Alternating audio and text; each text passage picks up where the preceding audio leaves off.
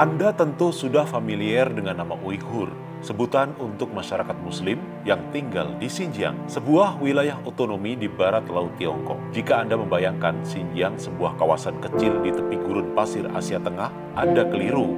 Xinjiang adalah sebuah kawasan besar, luasnya setara dengan 3 pulau Sumatera atau sama dengan Pakistan dan Afghanistan yang digabung menjadi satu. Dengan luas 1,6 juta kilometer persegi, Xinjiang setara dengan 17% wilayah Cina dan merupakan wilayah otonomi terbesar di Cina. Namun, hanya 5% atau 80.000 kilometer persegi wilayahnya yang bisa ditinggali. Meski demikian, wilayah yang hanya 5% ini setara dengan 100 kali luas daratan di Jakarta. Lalu kenapa dengan Uighur? Katanya ada genosida di sana. Katanya mereka disiksa dengan kerja paksa di kamp-kamp reedukasi. Katanya mereka dipisahkan dari keluarganya. Katanya ada pemerkosaan dan penyiksaan sistematis. Katanya ini dan katanya itu. Tiongkok membantah tuduhan ini. Wang Yi, Menteri Luar Negeri Cina, mengatakan tuduhan bahwa negaranya melakukan genosida terhadap Muslim Uighur adalah konyol, absurd, serta sepenuhnya bohong. Benarkah topik genosida Uighur hanyalah instrumen politik Amerika Serikat untuk menyerang Cina dan disebarkan melalui banyak media? Percaya atau tidak, ada atau tidak adanya genosida di Xinjiang, semua berdasarkan referensi yang Anda baca dan kesimpulan yang tentu Anda buat sendiri.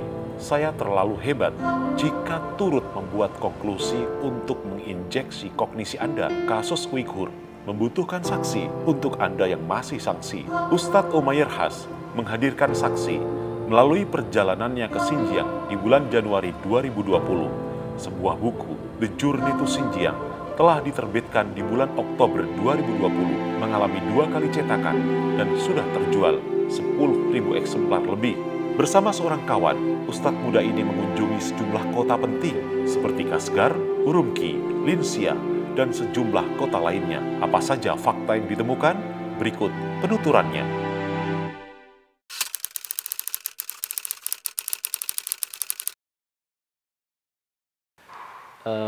Bismillahirrahmanirrahim. Sebelumnya saya tentu akan bercerita dulu kenapa saya akhirnya sampai ke Xinjiang. Sebenarnya sebabnya hampir sama, karena di Indonesia ini orang, tidak hanya di Indonesia ya, bahkan dunia, orang melihat kasus yang terjadi kepada saudara-saudara kita Uighur yang ada di Xinjiang ini menjadi 2 kubu itu. Yang satu tidak percaya ya bahwa ini adalah cerita yang dibuat, ya. Yang satu memang ini adalah fakta yang harus disuarakan, bahwa mereka hari ini ditindas dan dizalimi seperti itu.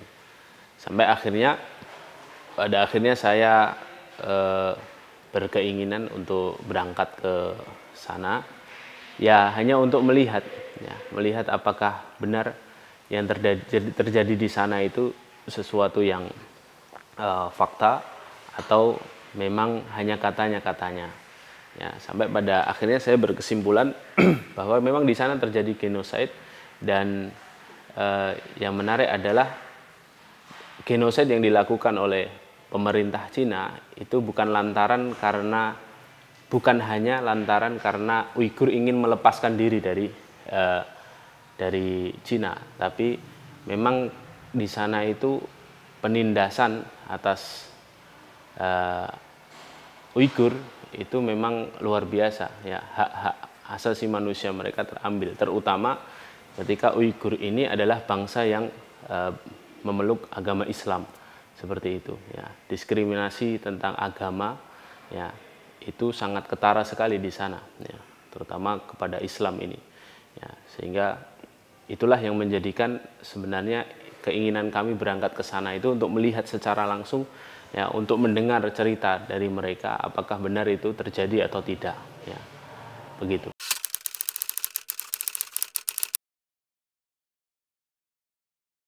Kalau untuk camp reedukasi tentu kami tidak bisa. Kami ke sana masuk ya dengan visa wisatawan, dan bahkan sesuatu yang sangat sulit untuk mencapai camp reedukasi sebagaimana yang terpapar di media. Tapi kami mendengar langsung dari cerita mereka, walaupun sulit sekali mengajak orang Uighur itu berbicara, karena bahkan sampai semua orang Uighur itu jika ada orang asing yang datang, terutama di wilayah Xinjiang ya, ketika itu kami mendatangi kota Kashgar. Kashgar ini ibu kotanya Turkistan Timur sebelum Turkistan Timur akhirnya dikuasai oleh Cina, dan juga ke Urumqi yang hari ini menjadi ibu kotanya Xinjiang ya, provinsi Xinjiang. Kami di sana sangat sulit berbicara dengan orang Uighur karena orang Uighur di sana sepertinya dibatasi berbicara dengan orang asing. Sesuatu yang menjadi larangan. Saya baca jurnal-jurnal yang ada, wawancara para aktivis kemanusiaan kepada masyarakat Uighur yang sudah pernah masuk camp, itu memang berbicara dengan orang asing atau warga negara asing itu suatu larangan. Sehingga sampai pada akhirnya kami bertemu dengan seseorang yang memang mengutarakan hal yang terjadi di negerinya ini sesuatu yang sangat mencekam. Saudara-saudaranya sudah masuk camp. Ketika kami minta, ayo antar kami ke camp, dia katakan tidak mungkin kamu bisa sampai camp. Camp itu tidak ada di dalam kota, dia jauh dari kota. Dan tidak mungkin saya menghantar sampai sana. Itu sangat membahayakan. Seperti itu. Tapi fakta bahwa camp itu ada memang ada, ya. Lewat percakapan kami yang sangat terbatas itu.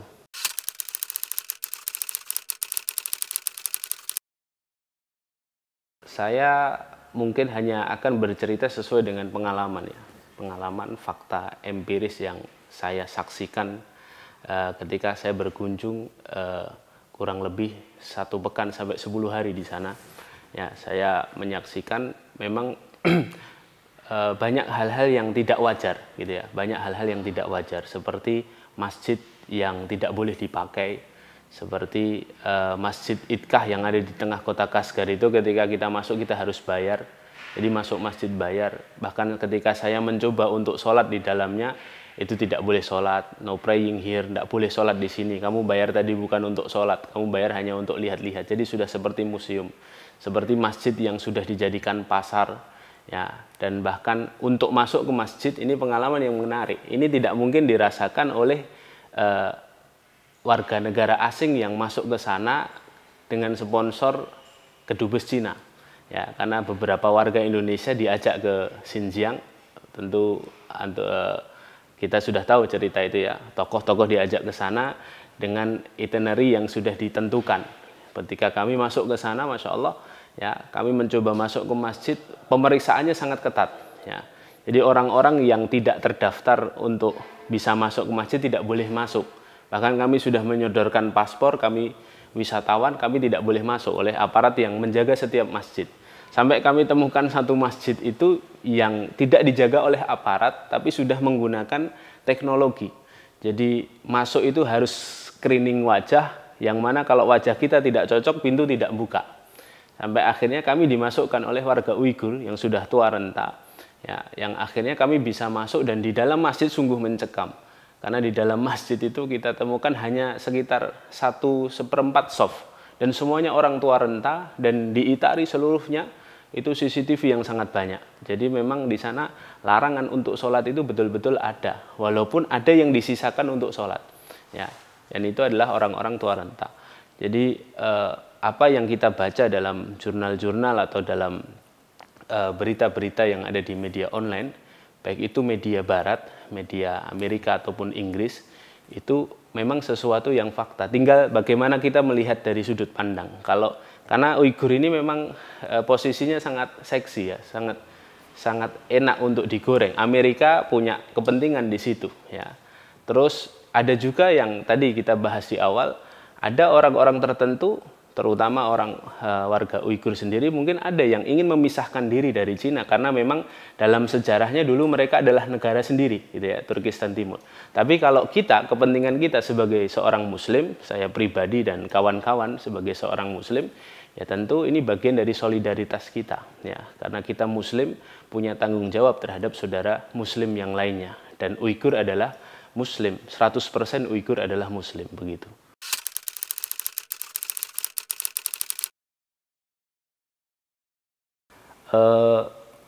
Hal yang mungkin mampu kita lakukan adalah terus bersuara, terus menceritakan cerita-cerita yang benar tentang Uighur. Sekali lagi tidak bisa dipungkiri bahwa apa yang terjadi kepada saudara kita Uighur yang ada di Xinjiang sana itu sesuatu yang akhirnya banyak penunggangnya, ya.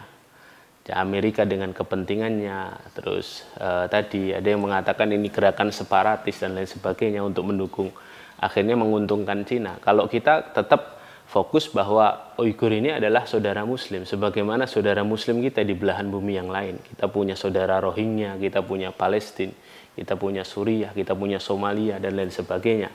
Maka kita untuk Uighur ini memang istimewa. Yang dirampas dari Uighur ini bukan hak hidupnya. Ya, kalau Palestina hak hidup, mereka sangat ketakutan dengan bom dan rudal yang setiap hari bisa datang. Suriah demikian, Rohingya diusir dari negerinya, hak hidupnya yang terancam. Tapi kalau Uighur ini memang istimewa. Uighur ini yang dirampas hak beragamanya, ya, hak beragama. Selama kamu tidak menampakkan syiar Islammu, kamu boleh hidup bebas. Makanya banyak tokoh yang hadir ke sana terus berkomentar, loh, Xinjiang baik-baik saja, kami ke Urumqi, kotanya berjalan, tidak ada konflik dan lain sebagainya. Iya, memang terlihat seperti itu. Tapi kalau kita mau detail, ya, bahkan saya ke Urumqi itu, dan ini tidak dilakukan oleh para tokoh itu karena memang terbatas. Keluar hotel saja mereka tidak bisa. Dan itu kan ceritanya demikian. Di dalam kamar hotelnya tiba-tiba ada arah kiblat yang lemnya masih hangat begitu kan. Itu tidak ada di sana. Kami itu di Urumqi ngecek Baidu, ya, itu kita cek moskyu atau masjid yang ada di kota Urumqi itu ada berapa. Kami temukan 42 titik. Kami datangi satu persatu. Kondisi masjidnya itu 4. Satu, ada titiknya tapi bangunannya sudah tidak ada, sudah roboh, diganti proyek baru. Yang kedua, masjidnya ada tapi sudah digembok, dalamnya sudah sangat kotor, sudah tidak bisa dipakai lagi, sudah mungkin tahunan sudah tidak dipakai. Yang ketiga, masjidnya ada tapi sudah berubah fungsi. Seperti kalau Anda googling, ada itu di Urumqi ada Grand Bazaar of Urumqi. Itu pasar besar Urumqi, di situ terbangun masjid yang sangat besar dan megah, ada minaretnya, ada menaranya 80 meter. Itu tidak dihancurkan oleh pemerintah Cina, tapi dirubah fungsinya menjadi pasar. Banyak orang-orang berdansa di depannya dan masjidnya betul-betul bukan lagi tempat ibadah. Lalu yang keempat, masjidnya masih difungsikan hanya semacam untuk pencitraan. Orang ada yang masih sholat di dalamnya, tapi orang-orang yang tua renta, usianya mungkin 60 ke atas yang saya sudah ceritakan tadi. Kami masuk berkali-kali dihalangi, sampai akhirnya kami masuk dengan bantuan seorang Uighur tua tadi, yang akhirnya di dalamnya setelah selesai sholat, kami mencoba untuk bicara dengan mereka, tidak ada satupun mereka yang mau. Bahkan selesai sholat, mereka langsung pulang. Dan sang imam, ketika ada seorang yang ingin bicara dengan kami, sang imam menghalau orang tersebut agar segera pulang dan tidak berbicara dengan kami. Jadi kondisi-kondisi seperti ini memang betul adanya. Jadi teman-teman yang perlu kita lakukan adalah bagaimana terus menyuarakan sehingga ini menjadi perbincangan di tengah publik, ya, dan terus kita hangatkan isu Uighur ini. Karena Uighur ini dibicarakan ketika kita ada yang memulai untuk membicarakannya. Nah, itu yang mungkin bisa dilakukan oleh teman-teman semuanya. Jadi tidak hanya membantu mereka dengan harta atau dengan tenaga, itu mungkin hal yang tidak bisa kita lakukan hari ini, tapi dengan lisan-lisan kita, dengan suara kita, dengan narasi yang kita berikan, dan itu sesuai fakta, bukan katanya-katanya, ya, maka itu sangat membantu mereka. Dan tentu kita terus berdoa kepada Allah agar mereka mendapatkan apa yang seharusnya mereka dapatkan.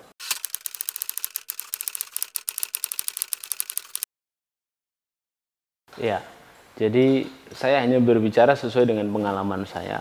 Jadi sebelum saya masuk ke Xinjiang, saya memang beberapa hari, sekitar 4-5 hari saya berkeliling di kota-kota di suku Hui ini.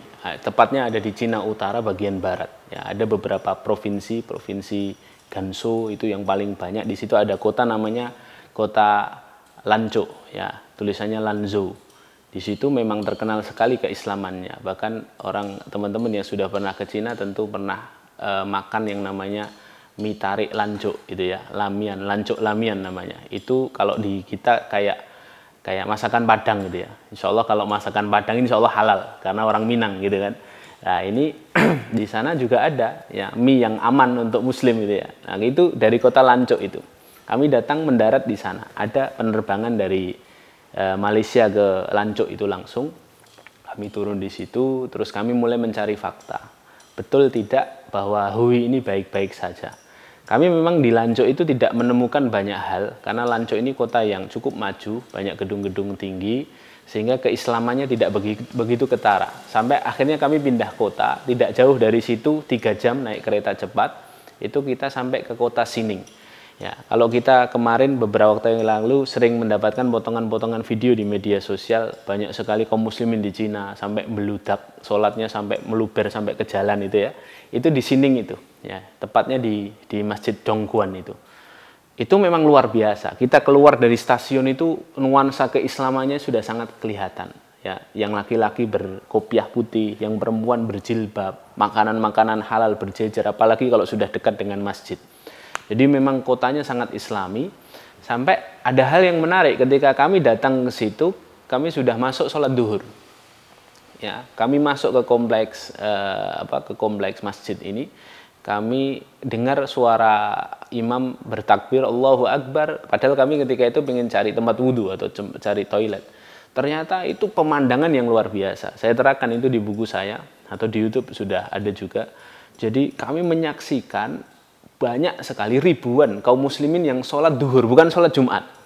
Ya, dan jamaahnya itu meluber sampai luar seperti itu. Ya, sampai akhirnya kami melihat itu akhirnya dilemanya begini, dilemanya berarti betul.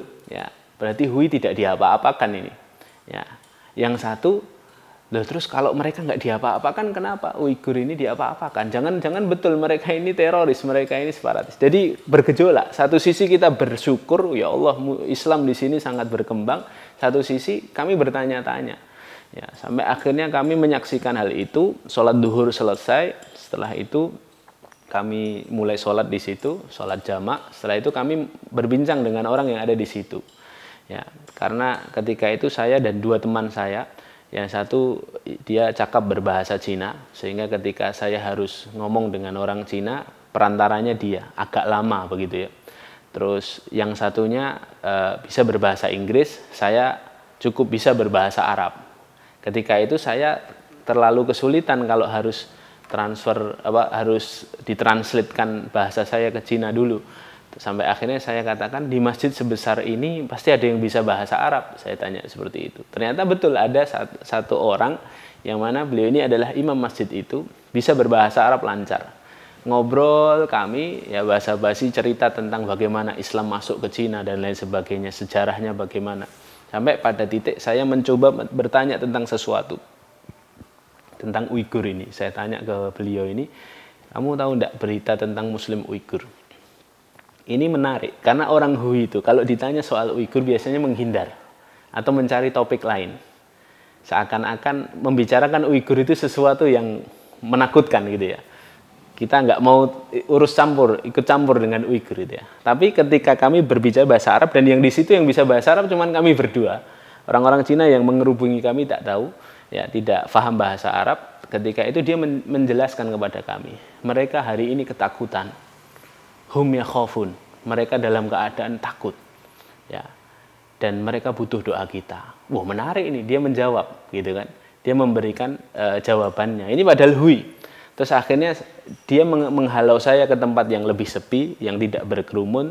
Terus akhirnya saya tanya ke dia, karena dia mungkin khawatirnya kita membicarakan Uighur seperti itu. Terus saya tanya, loh kalau mereka ketakutan, mereka ditindas, kenapa kalian tidak? Saya tanya seperti itu. Kenapa kalian boleh sholat seperti ini bebas? Sholat duhur sampai meludak, masjid di sini besar-besar.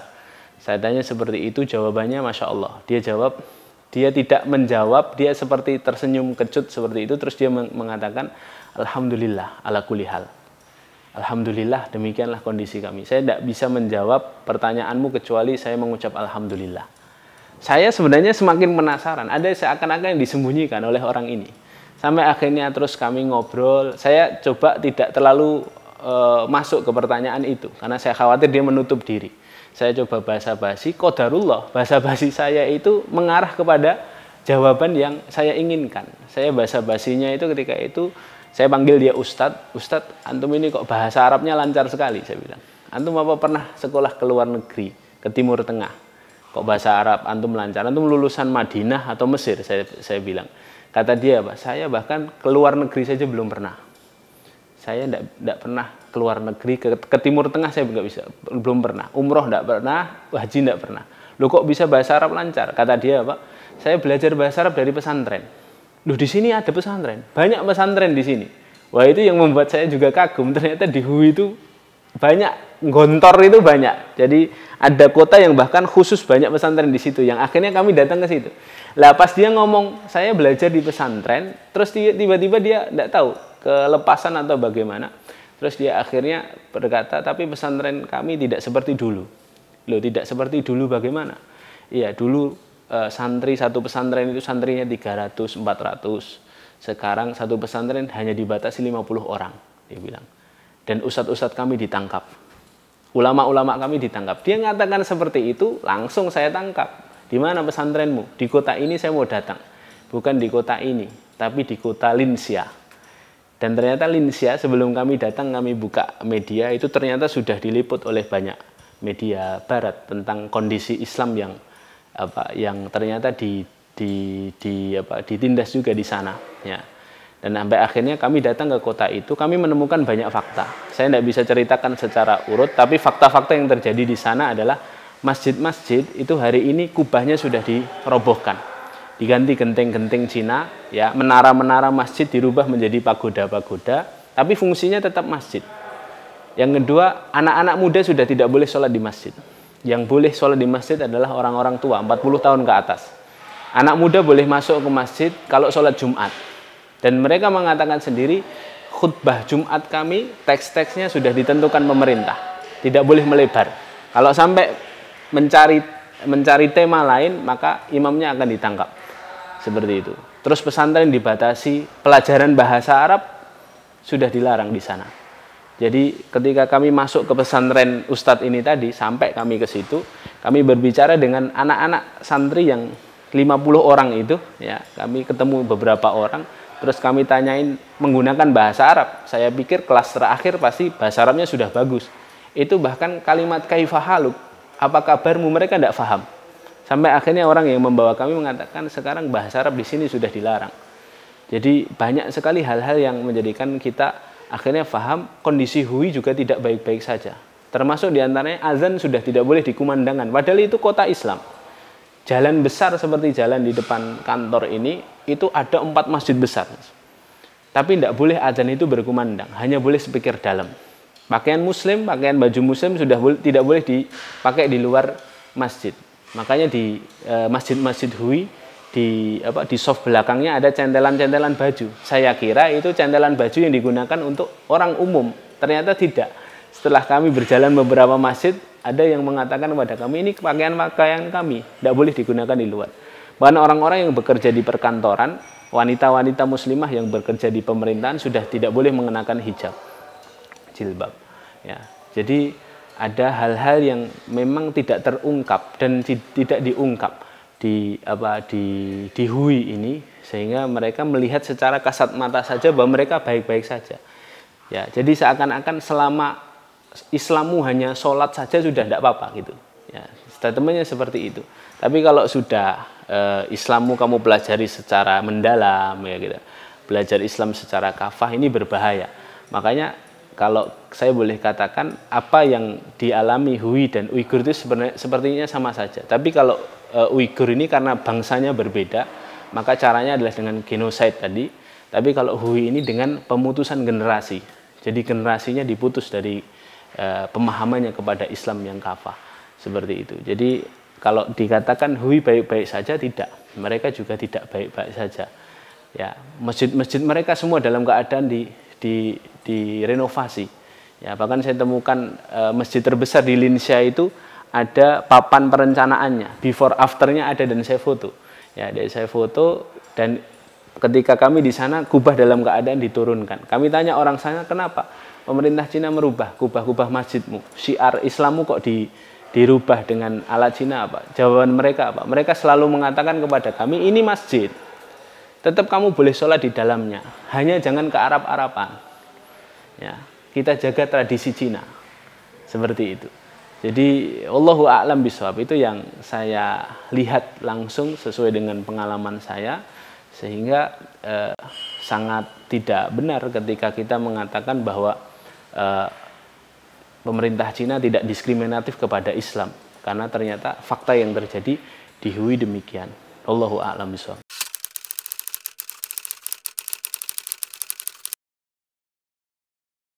Saya tidak tahu mendetail ya, karena saya bukan termasuk koordinator yang lapangan. Hanya saya dikabari oleh teman-teman yang ini saya mengenal mereka. Mereka adalah orang-orang yang di dalamnya bukan hanya Muslim. Ini yang menarik ya. Teman-teman yang tergabung dalam aksi damai solidaritas Uighur ini ada teman-teman dari kalangan Kristen dan Katolik yang juga bergabung karena melihat ini jelas genocide. Dan ini jelas pelanggaran HAM yang dilakukan oleh Cina.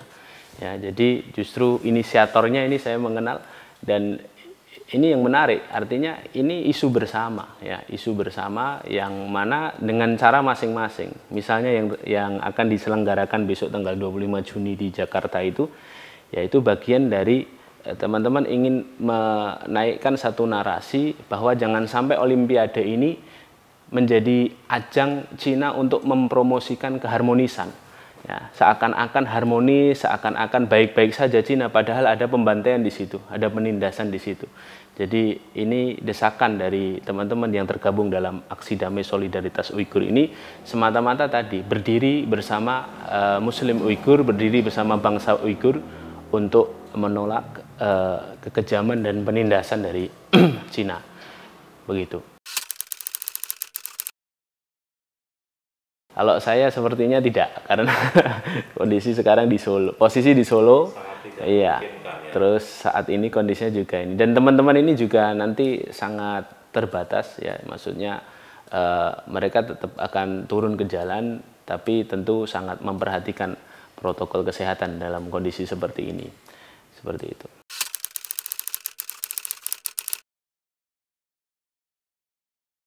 Iya, ya. Ini sesuatu yang pasti terjadi, karena sekali lagi Uighur ini boleh dilihat dari berbagai sudut pandang ya. Kalau dilihat dari sudut pandang perang Amerika-Cina, ya jelas yang menolak penindasan di Uighur berarti pro Amerika, dipandang seperti itu. Ya sekali lagi kita harus menegaskan ini adalah aksi kemanusiaan yang latar belakang kawan-kawan ini orang-orang yang memang yang berangkat karena kesadaran dirinya ya, karena empatinya kepada saudaranya. Itu yang pertama. Yang kedua, ya kita harus melihat dari sudut pandang yang lain. Karena kalau kita melihat dari sudut pandang kita membela Uighur untuk memisahkan diri misalnya, itu juga sudut pandang yang saya kira berbahaya. Itu seperti kita turun ke jalan terus kita membawa bendera GAM seperti itu ya, atau bendera separatis gitu ya. Jadi kita harus melihat bahwa ini adalah aksi solidaritas yang timbul dan muncul dari berbagai macam kalangan masyarakat yang melihat bahwa ini sesuatu yang tidak mungkin bisa dilanjutkan seperti itu. Jadi semacam itu saja. Adapun nanti tetap dikatakan ini dibiayai oleh asing dan lain sebagainya, tinggal kita lihat saja ya siapa yang ada di belakang ini ya. Dan saya cukup tertarik kemarin ketika teman-teman membaca, diantaranya membaca buku saya, terus mereka mengadakan live conference dengan saya, kumpul Zoom dengan saya, ternyata mereka dari latar belakang yang luar biasa. Bahkan ada di antara mereka yang latar belakangnya Cina, seperti itu ya. Artinya mereka tidak setuju dengan kondisi seperti ini untuk saudara-saudara Uighur ini.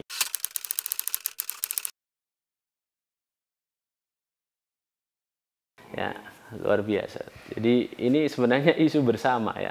Kalau kita memang betul-betul tahu bahwa fakta yang terjadi di sana itu demikian, ya itu penting sekali kita untuk sama-sama bergerak.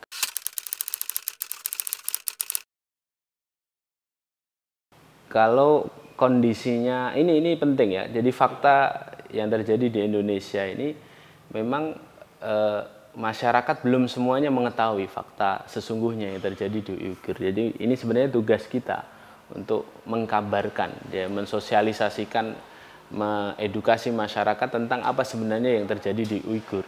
Karena kalau tidak ya mereka nanti akan mudah terpecah. Karena ini isu yang sangat mudah dipecah seperti itu.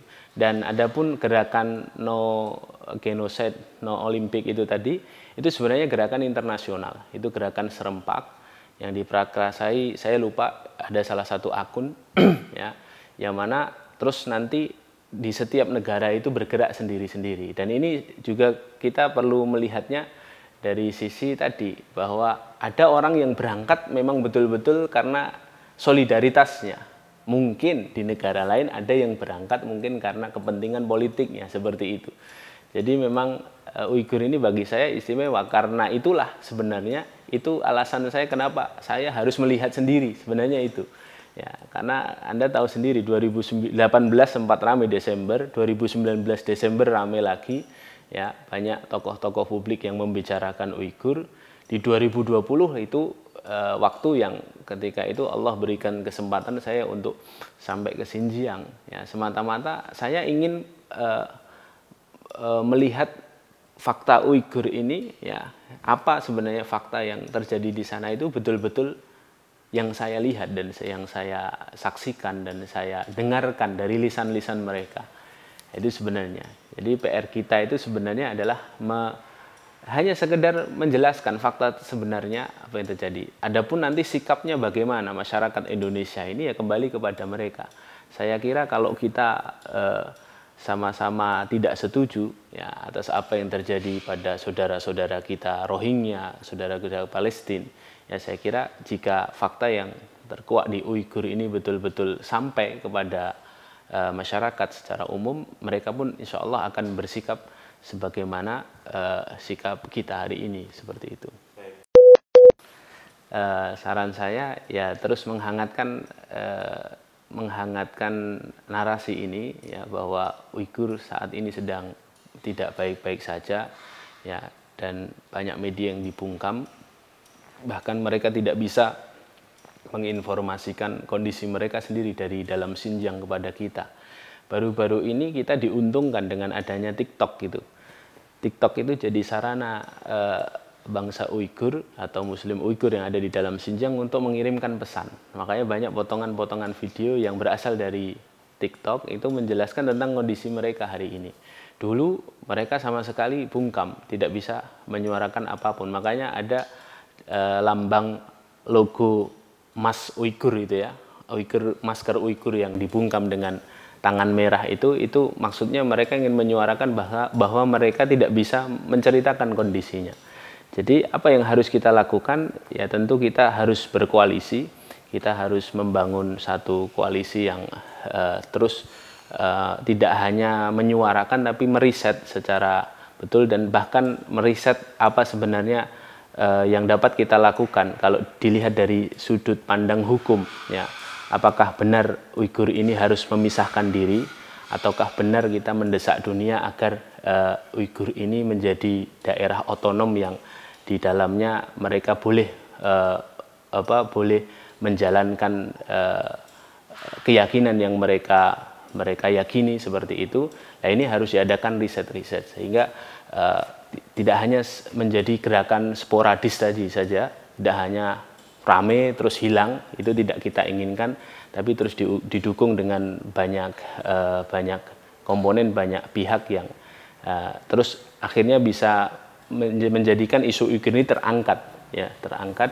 Dan ini tentu sangat kita harapkan Uighur bisa lepas dari tirani, dari penindasan genosida yang hari ini terjadi.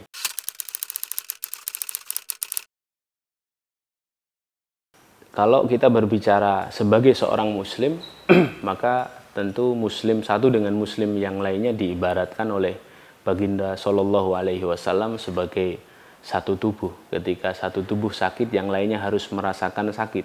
Walaupun dia harus tidak tidur, harus akhirnya begadang karena ada bagian tubuh yang sakit tersebut. Ya, maka sama dengan kita, al-mu'minu lil mu'minini kal bunyan. Ya, sesungguhnya mukmin satu dengan mukmin yang lain itu satu bangunan, harus saling menguatkan maka tugas kita yang kelak nanti akan menjadi hujah kita di hadapan Allah di akhirat nanti adalah pertanyaan itu, sudah apa kamu untuk saudara kita ini? Sudah apa kamu untuk saudara kita yang sedang tertindas? Lah itu yang harus sama-sama kita ketahui dengan apa? Dengan apapun yang kita punya. Kalau bisa dengan harta, dengan harta. Tapi saya ingin menekankan bahwa Uighur, kalau kita bicara Uighur, Uighur tidak butuh harta. Ya, karena mereka bisa hidup di sana. Dan untuk menyalurkan harta kepada mereka, kita jelas tidak mungkin. Itu akan sangat sulit. Masuk ke Xinjiang saja sangat ketat. Seperti itu. Dengan jiwa, kita juga tidak terlalu bisa dengan jiwa. Kecuali dengan tenaga kita, pikiran kita, terus riset-riset, terus membicarakan mereka dengan turun ke jalan tadi, itu mungkin bisa. Yang ketiga yang paling penting ini, bi'alsinatikum, kata Rasulullah, dengan lisan-lisan kalian. Maka atas apa yang terjadi di Uighur, dimanapun saudara-saudara muslim kita yang tertindas, dengan lisan kita itu dua. Satu, dengan terus menyebarkan narasi-narasi yang benar, dengan terus menyebarkan informasi yang benar. Dan yang kedua, dengan senantiasa kita mendoakan mereka. Karena mukmin itu senjatanya adalah doa. Kita berdoa kepada Allah agar Allah menolong mereka, agar Allah Subhanahu wa taala bisa memenangkan mereka dari hal-hal yang menjadikan mereka tertindas. Wallahu a'lam bishawab.